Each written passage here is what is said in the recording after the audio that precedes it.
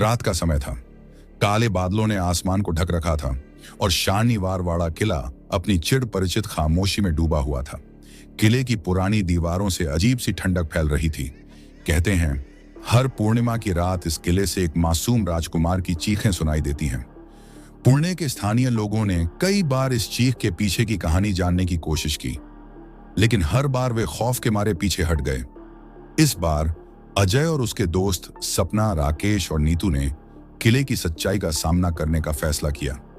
अगर आप लोग हमारे चैनल पर नए हैं तो प्लीज चैनल को जरूर सब्सक्राइब करें ताकि ऐसे ही कहानी आप लोगों को मिलता रहे। तो चलिए कहानी शुरू करते हैं। रात के ठीक 11 बजे चारों दोस्त किले में दाखिल हुए। टॉर्च की रोशनी और फोन की बैटरी ही उनका सहारा थी। किले का आंगन वीरान था, लेकिन जैसे ही वे गहरी गलियों में आगे बढ़े, हवा में अजीब सा सन्नाटा फैल गया। अचानक सपना को लगा कि किसी ने उसके कंधे पर हाथ रखा। वह पीछे मुड़ी, लेकिन वहां कोई नहीं था। यहां कुछ गड़बड़ है, उसने डरते हुए कहा। राकेश ने उसे दिलासा देते हुए कहा, कुछ नहीं, ये तुम्हारा भ्रम है। लेकिन अगले ही पल दीवारों से हल्की चीखें गूंजने लगी।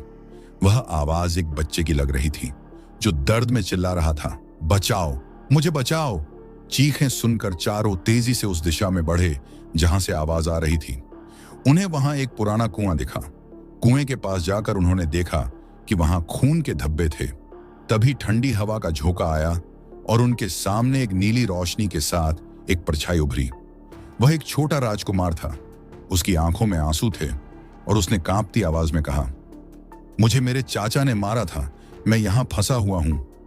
नीतू ने हिम्मत जुटाते हुए पूछा, हम तुम्हारी मदद कैसे कर सकते हैं? राजकुमार ने इशारा किया कि उन्हें किले की सबसे ऊंची मीनार तक जाना होगा, जहां उसके चाचा की आत्मा कैद थी। चारों मीनार की ओर बढ़े। जैसे जैसे वे ऊपर चढ़ रहे थे, अजीब घटनाएं होने लगी। दीवारों से खून टपकने लगा, सीढ़ियां गायब हो रही थीं और हवा में भयानक हंसी गूंज रही थी। मीनार पर पहुंचते ही उन्होंने देखा कि वहां एक डरावनी परछाई खड़ी है। वह राजकुमार का चाचा था, जो अब एक शैतानी रूप में बदल चुका था। उसकी लाल आंखें और भयानक दांत डरावने थे।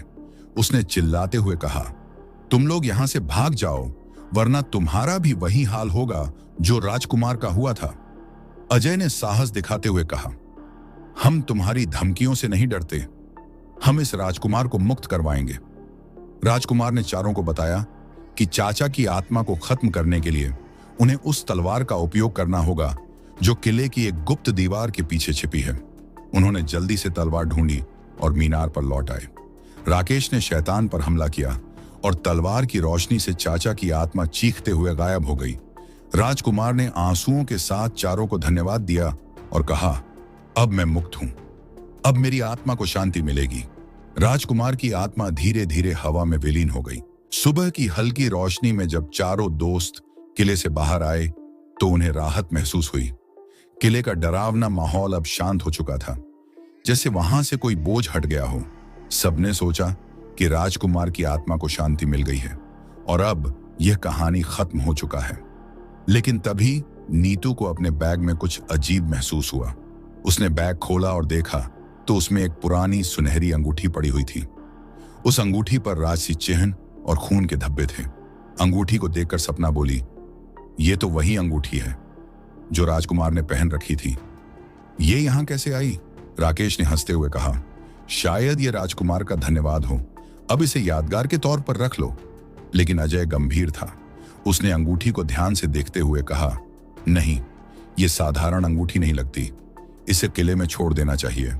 तभी अंगूठी से हल्की सी आवाज आई। वह वही आवाज थी, मुझे बचाओ, मैं अभी भी यहां फंसा हुआ हूं। यह सुनकर चारों के होश उड़ गए। सपना ने डरते हुए कहा, लेकिन हमने तो उसे मुक्त कर दिया था। अंगूठी की चमक तेज होती गई और अचानक उसके पास एक धुंधली परछाई प्रकट हुई। वह राजकुमार ही था, लेकिन इस बार उसका चेहरा पहले से ज्यादा खौफनाक लग रहा था।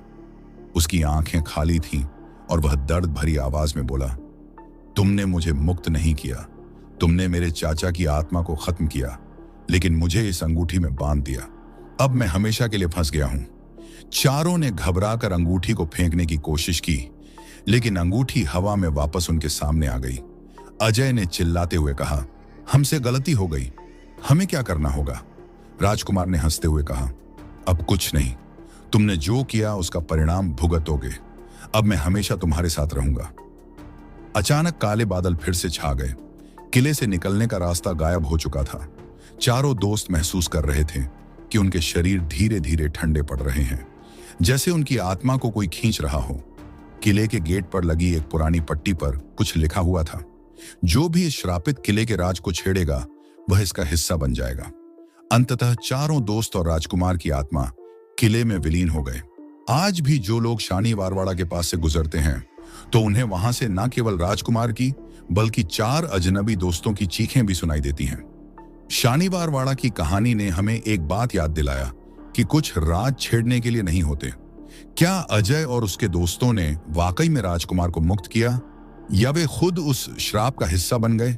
यह रहस्य हमेशा किले की दीवारों में कैद रहेगा।